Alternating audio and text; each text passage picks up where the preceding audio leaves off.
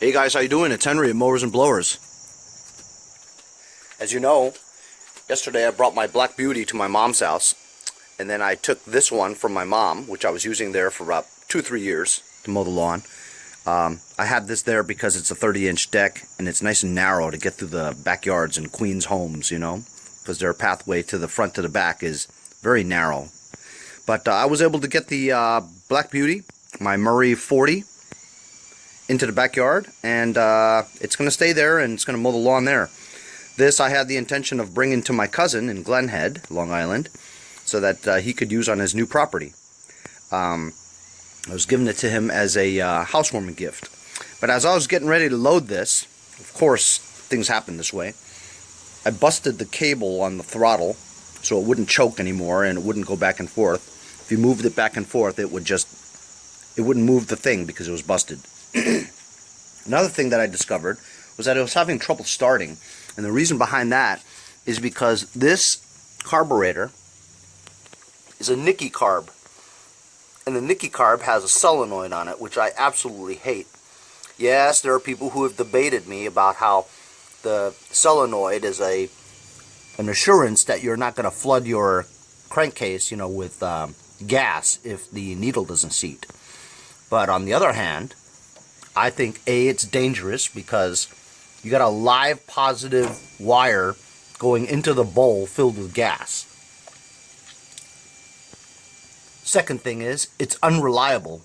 Every carburetor that I've had that has a fuel solenoid on it had trouble starting eventually, and it's just unreliable, which is the reason why this one didn't start. Because I removed the solenoid, right, and I tested it on and off with this, and while sometimes the valve goes up and down, there are sometimes that you click the ignition switch and it just stays there. So if it stays up like that, fuel is not getting through the carburetor, so it's not going to start. So it's unreliable is what I'm saying. This model riding mower I've had 4 of, and every one of them had that same problem. And what I had to do was I had to remove the engine cover here, find the wire that's attached to the Magneto, right? And then run it directly to the M tab. M stands for Magneto on the ignition switch, so that you assure it kills when you want it to be killed and it starts when you want it to start. And I've removed the fuel solenoid. You take it off and you have that valve that sticks up. Just cut the valve and disconnect the wire, and then all you have to do is just prevent gas from coming out of there.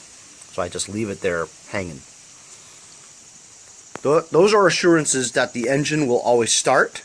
Not worried about the Magneto kill, not worried about the solenoid valve not moving, and that's how you have a reliable machine.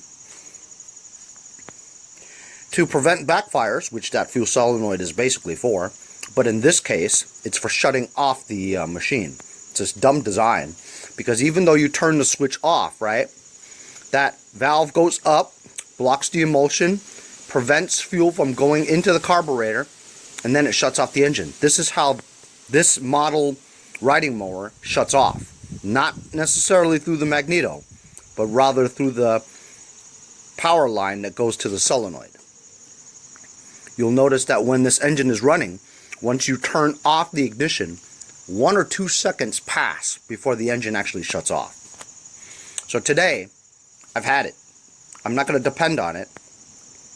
I'm going to run a hardwire straight from the Magneto to the M on the ignition switch to assure that it kills when you want it to be killed and it starts when you want it to start. And the reliability of not wondering, maybe that valve will go up and maybe it will. So I'm just going to test it right now. Like I said, I fixed the throttle yesterday, and so it's nice and smooth now, where it was really difficult before. And this all works out very well. I also greased it with some WD-40. So this is on choke.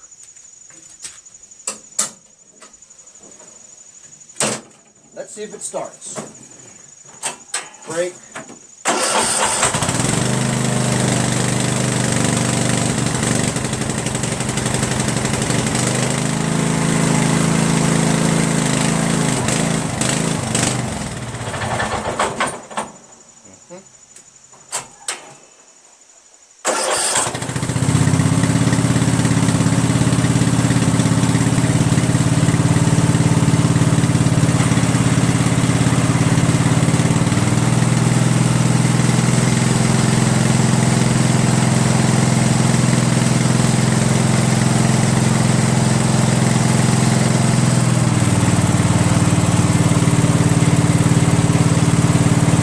Run pretty well now.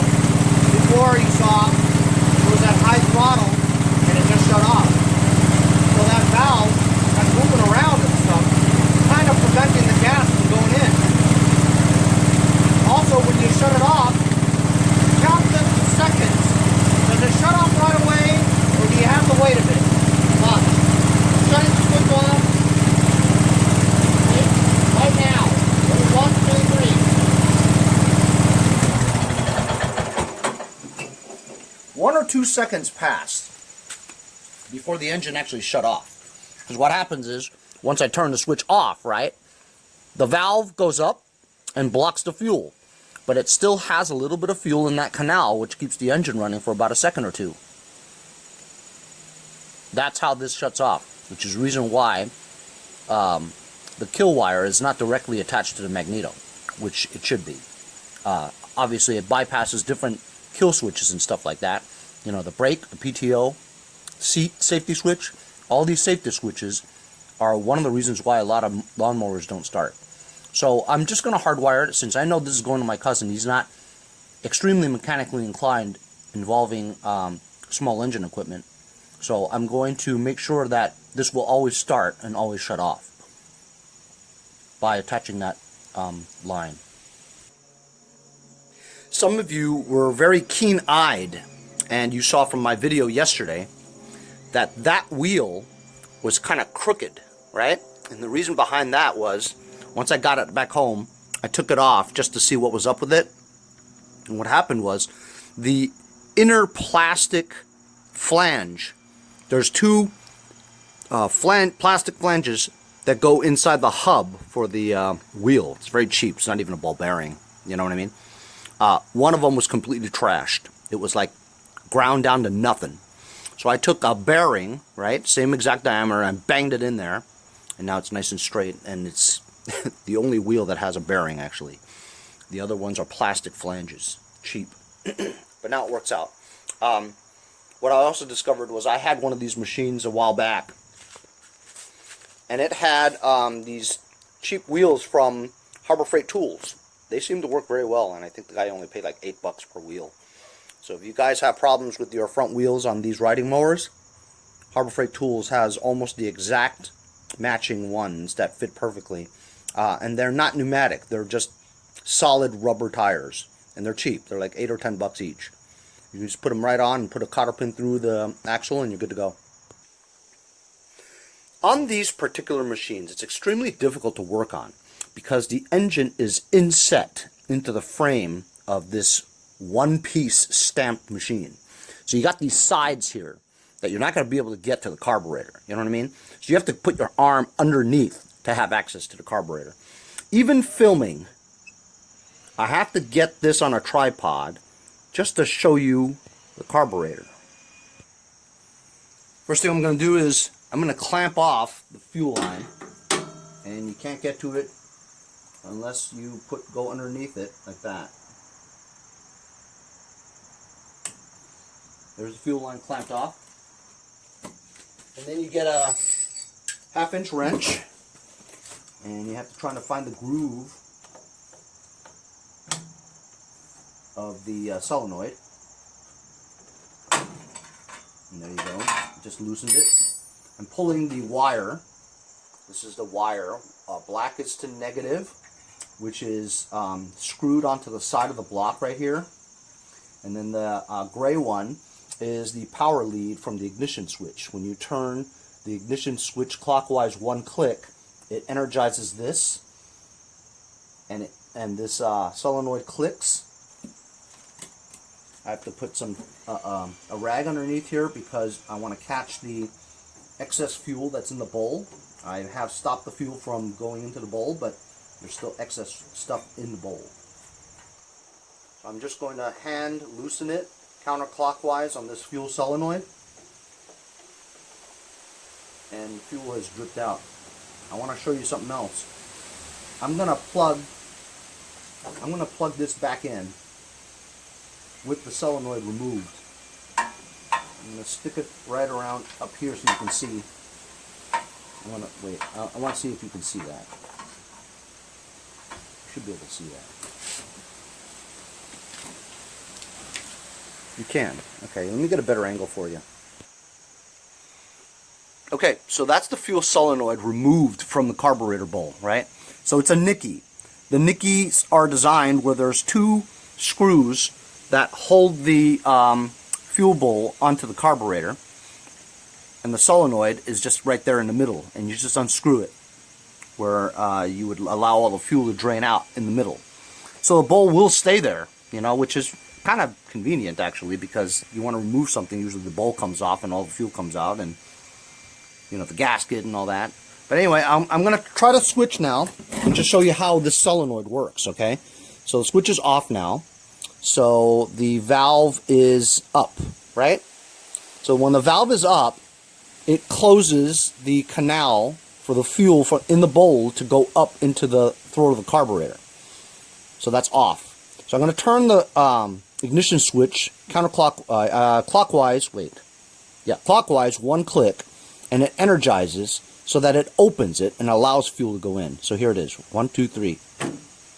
You see how that closed? Or opened? So now that it's retracted, fuel will freely flow up the canal into the carburetor. And that's how the engine is going to be able to run. That's off, on, off, on, off, on, right? So it seems to work. But other times, it won't work. So what are you going to do when you're ready to start the machine? Are you going to do exactly what I'm doing right now just to make sure it opens and closes?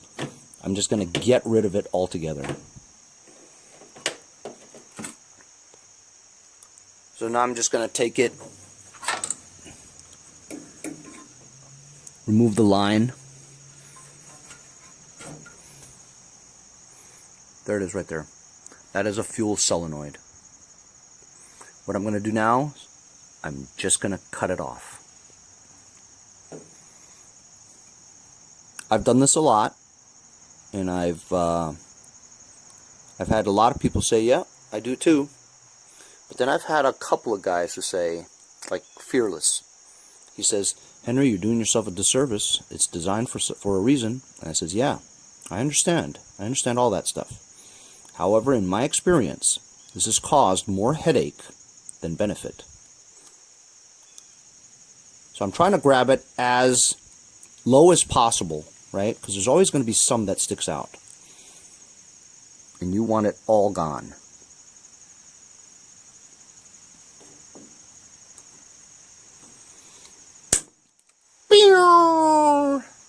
You see how there's still some sticking out? I don't want anything sticking out. So I'm going to work on that and getting that out. Kind of looks like a spark plug, doesn't it? I noticed that the solenoid didn't have a gasket on it. I mean, it has like a metal washer on it, but that could possibly leak. You need like a gasket on there.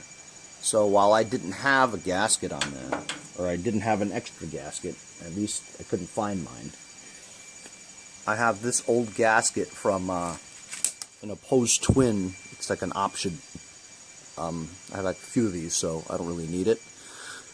I noticed that this hole fits perfectly here.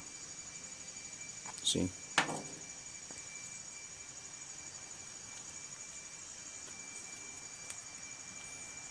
Not that one, but this one. This hole fits perfectly. So I'm just going to cut and make my own gasket.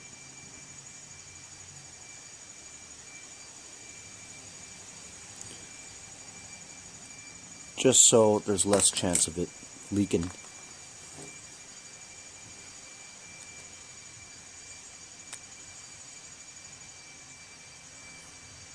I'm going to screw that back on. I know, you guys can hardly see. I apologize, but that's just the way this is designed. Stupid. Very difficult to work on. Probably why they don't sell these things anymore. They don't even make them. Riding mowers. They actually do make riding mowers, and they're all like $1,000. It's crazy. Spend a little bit more and get a lawn tractor. You know what I mean? So I'm hand tightening it, but it's tough to find the groove of where it is to tighten because the muffler here is in the way. So if the groove is just pointed in the wrong direction, you're going to have a difficult time.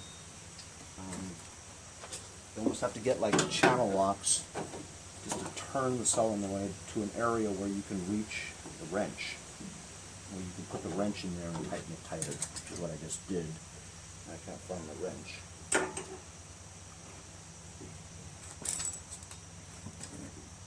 Okay, so now maybe I can put the wrench on. Still can't find the groove.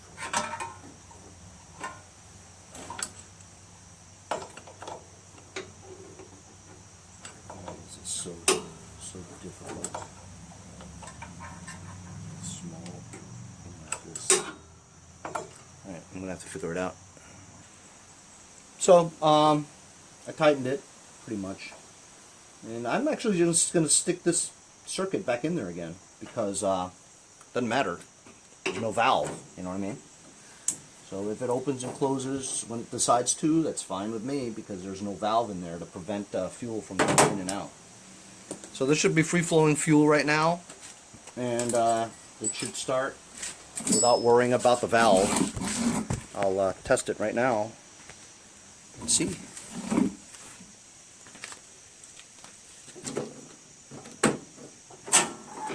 Brake.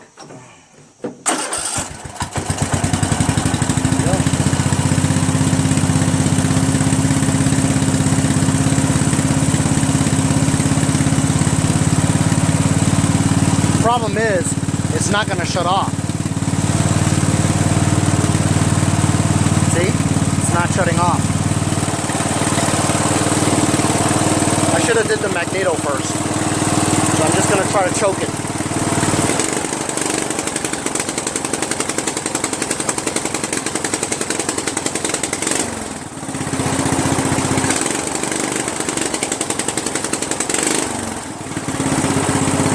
Well,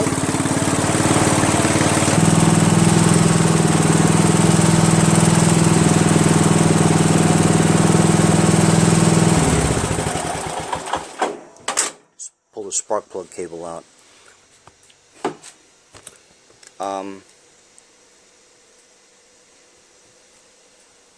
This wire was just connected there with some black tape.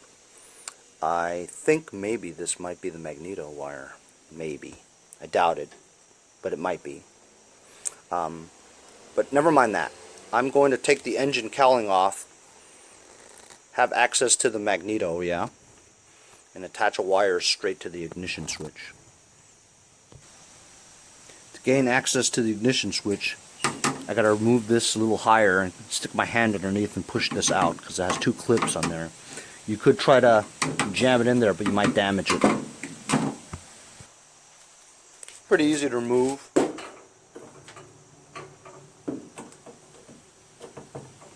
Phillips.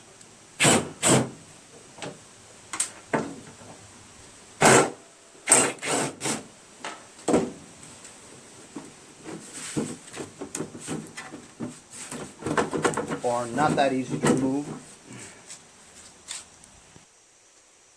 The steering wheel. Take the cover off. Loosen that nut. So the steering wheel was like seized on there. I didn't want to try any harder to get it out, so I just took a flathead screwdriver and there's two tabs, one on the bottom, one on the top. Just shove it in there and wiggle it around. It'll pop loose. And here's the wiring harness to the ignition switch.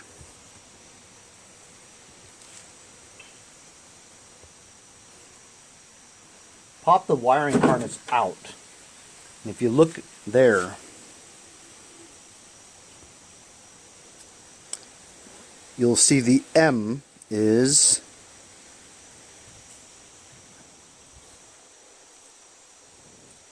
that one right there. Bottom left. It says M.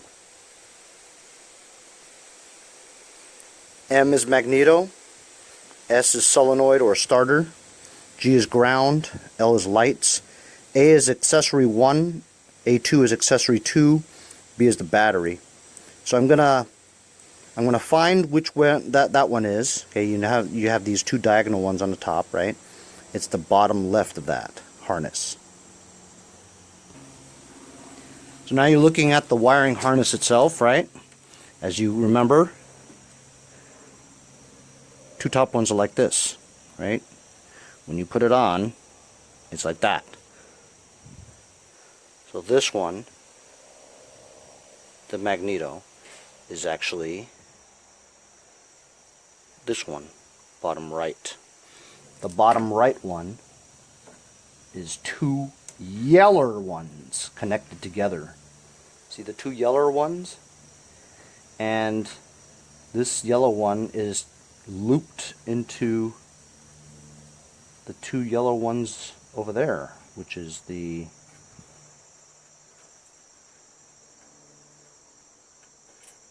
middle one. The middle one is lights. Ah, that's right. Power. You know, that's kind of odd, isn't it? Lights. Unless that's the ground to the lights.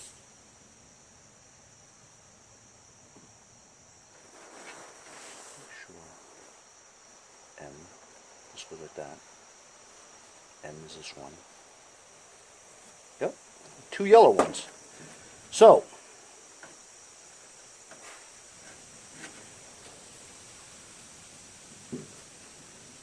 just gonna tap into that. I don't want to screw up that light one though, you know? So I might just cut this or trace it to where that is. So I just used a flashlight and I looked in here, right? This wiring harness goes into another wiring harness. So I was gonna just like try to trace where that yellow wire leads to, but I think it splices off into another area, which may go to a kill switch. So I don't want to do that. I want to make sure that the switch itself to the Magneto, which is this wire right here, I want to make sure that this wire right here goes directly to the Magneto, so we ensure that it's cut off, you know? So I'm just going to cut this one wire here. I'm going to leave this the way it is because it's designed for the lights, whatever, you know? But this doesn't have lights. But either way, I know for sure that this one is going to be the Magneto wire, right? This one wire. So I'm going to attach this wire straight to the Magneto, okay? So now I'm going to find the Magneto, which means that I have to remove the engine cover. There's 4 3/8 bolts that holds the engine cover. Front ones are easy to get to, but the back ones are kind of hard. I'm going to use my cheap Taiwan wrenches I got for 5 wrenches for $15. And they work great, believe it or not. Enough to get it into some really difficult areas and loosen it without having to find my socket and ratchet and, you know, just grab it. See, it says 3/8 on it. The other side is 7/16, you know, so you can use them. And a bolt is removed. Easy. I'm going to do the other side. And the 2 fronts. Remove the back one. Now the fronts.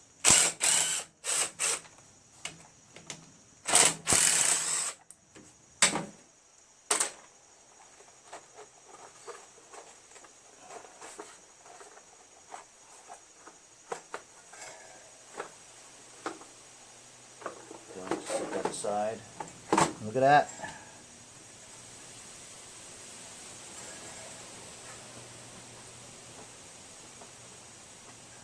I don't see anything connected to the Magneto.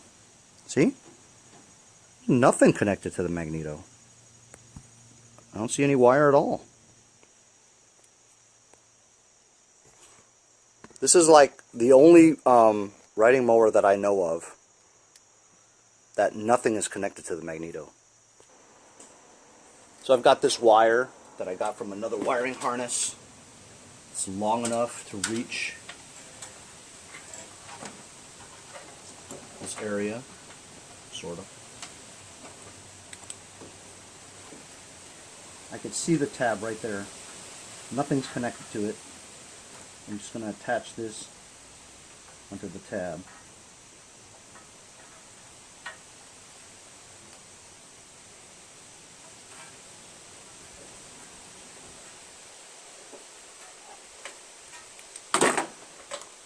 Going to route this behind this cover away from that pipe.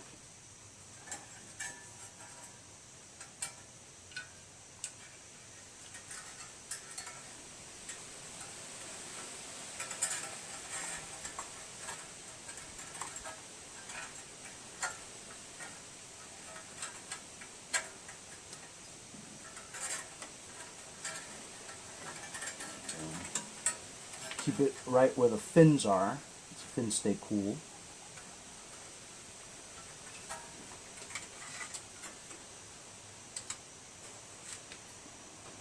Route it underneath here along the main wiring harness, and try to fish it through to the front over here.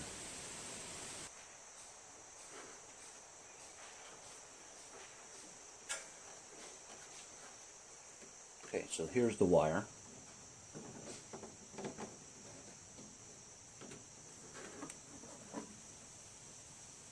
I always leave like an inch in case I got to reattach it, you know what I mean? That's a little tight. That's the wire to the magneto. Splice it.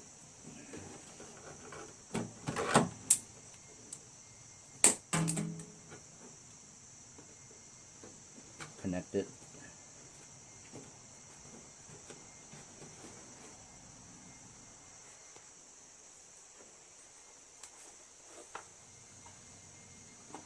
Put the engine cover back on.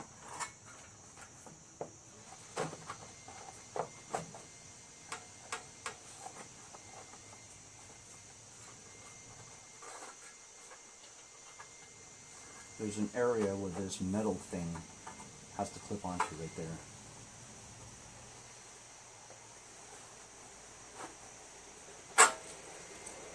And you don't want the spark plug wire to be touching this exhaust. See how this moves around? Lift it up.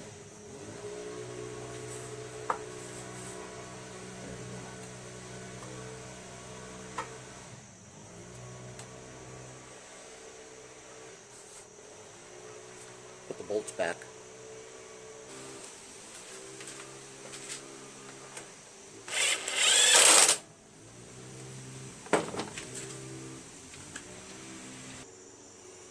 So, I just put the cover back on, tighten the bolts. I really should have tested it first before I put all that stuff back, you know. So I'm going to do that now before I put tape around this connection here. I'm just going to put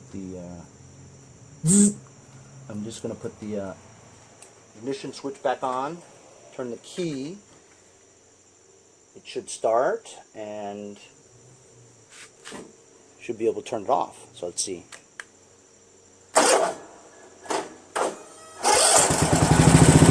So it starts, right? Let's see if it shuts off. Uh-oh.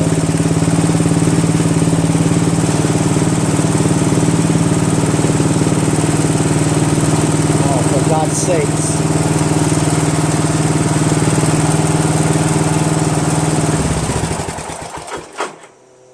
I didn't connect it on the right wire. Look, the yellow one's there. I don't know what I connected this to.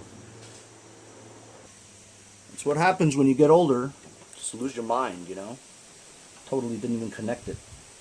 So just cut it off. I'm just going to tape this yellow wire back to this thing just so in the future if I need to find that wire again, it's not like in there, you know. So I spliced the wrong wire is what I did. Of course, I left it nice and short so I can't get to it. Yeah, I can't get it. Not with that. So I'm going to have to do it the old-fashioned way. Carefully. There we go.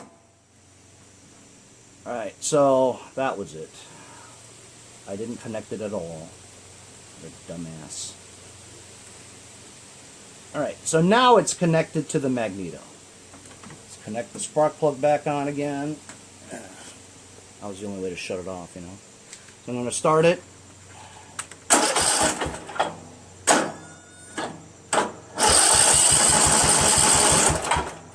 Give it some gas. It was on idle.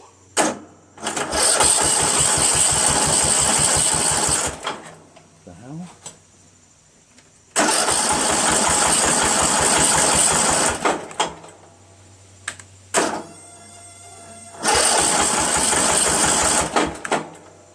I had this problem before. Let me disconnect it again. I think it's always grounded now.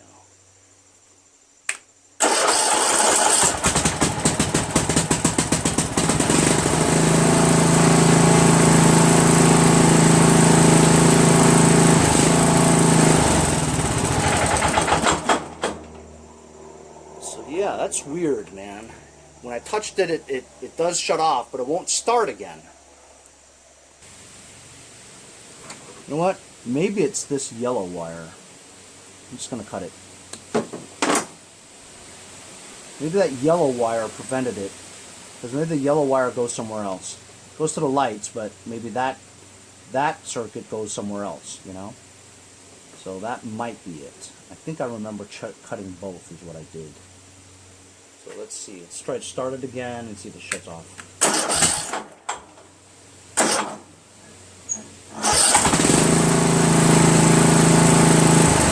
There we go. That's what it was. This yellow one was attached to the light circuit, you know? So now that I cut it, right, you have a direct kill from the Magneto tab on the ignition switch directly to the Magneto. So now look.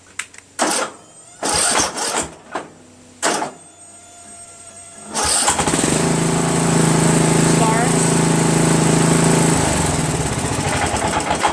and shuts off.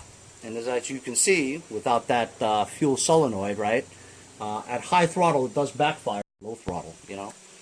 But it always starts now.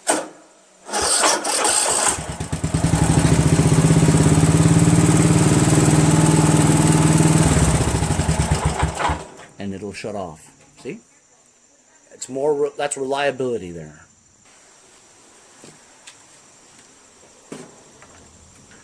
Just gonna put the switch back. There we go. Starts. Shuts off. I'm gonna put all this other crap back.